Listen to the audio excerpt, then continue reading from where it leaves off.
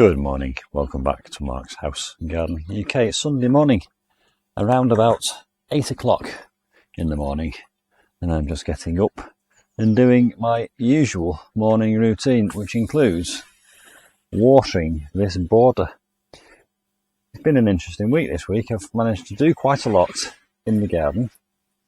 Quite a lot has happened in the garden, and I've also visited another garden. Whilst I'm chatting with you, I'll show you some of the growth that we've already experienced in this Jurassic Jungle exotic border. This border has benefited this year from the fact that every winter now I mulch it with about 4 or 5 inches of well-rotted manure. You can see there actually the blackbird's been in and dragged a load of it down to the edge, so I'll have to tidy that up in a moment. Tetrapanax, one of the plants I saw yesterday at Bridgewater, RHS Bridgewater. Theirs are doing slightly better than mine, but I think theirs are in a slightly better situation in terms of sun. But already look at the leaves on this already. And that is going to be a big plant this year.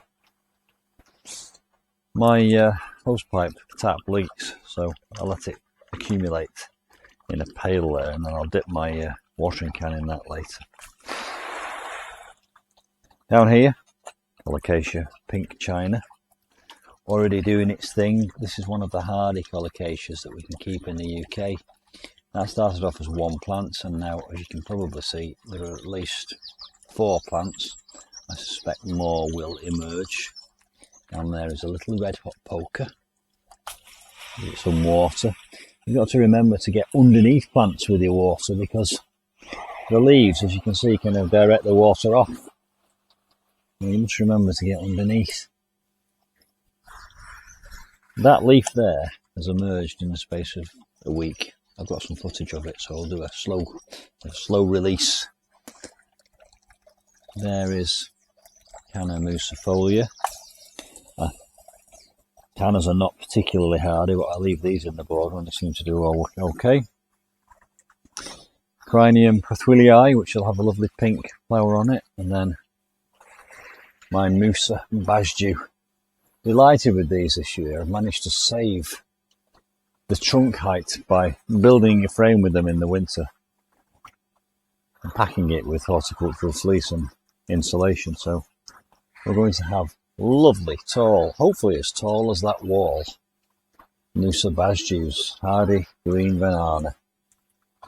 Down here, just emerging, you should be able to see it, I hope, is a ginger, just there where I'm watering. Himalayan ginger that has lovely orange flowers on it. And then while we're down here, we'll have a look at the Persicaria red dragon. Little tree fern. This fella's going to be moved actually. It's a spare one and he's going by the wildlife pond this year. A big space of bare soil there, but there's definitely things underneath there about to emerge, so I will keep it wet. Quite a thirsty border this when it gets going. That's your japonica. Lovely large waxy palmate leaves. And then down at the base of that, a little surprise, a tetrapanax. And you see there, that is the same as that plant there. And that plant there, the little tiny baby one, is a pup from that one. If you disturb the soil around the base of a tetrapanax, it sends out runners, and that's the result of one of those runners. I'm hoping down here, somewhere in the earth, is a Colocasia esculenta. There was last year. That there is Canna musifolia. Another one of those that's over there. So I've brought the theme through, bringing it along. That will grow all the way up that wall, up past that pan face to the top. May or may not produce flowers, but look at it, lovely. This is another canna, not so sure what sort of canna. And that there is a foxtail lily. 50p bargain off a bargain plant shelf in a garden centre. That's going to have a lovely big bloom on it.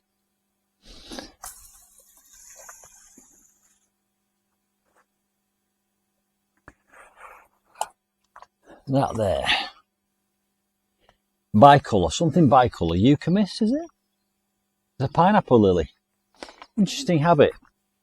It has two colours on its foliage. You can see one of them's coming up green there, and one of them is coming up a kind of a chocolatey purple colour. And that again will produce a lovely big bloom at the top of it. Passion flower there going up the wall. For some reason it's not doing great. Don't know why. Another canna down there. Pink china down there. You can see these little tails that shoot up through the soil. I've had to keep this soil wet because wet equals soft. And if I keep it soft, my theory is it will help all these plants to push through. And then as we go through here, let's just have a look at, put the hose pipe down, we'll just have a look at some of these. Something in here I want to show you. Hosta, Empress Wu and Jurassic Park. Massive leaves and slug resistant. Out there.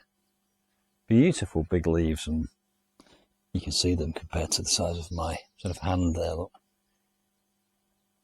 Actually, I'm going to grab the hose pipe because those are hydroponic, hydrophobic, those leaves, which means that they kind of repel water. Let's grab hold of this. And they kind of make little jewels as you water them. And you see how the water is kind of running off. Maybe if I turn the hose pipe down a little bit more, get less of a... Yeah, the water's creating kind of mercury-like bubbles on there. Hydrophobic, which means they don't absorb water, which I think is an evolutionary thing to stop them getting waterlogged and rotting. So I shall venture in there in a moment with my hose pipe, water the fernery with its tree ferns, all doing well. Anyway, just thought I'd say hello. Have a look at my Bridgewater haul video if you get a chance.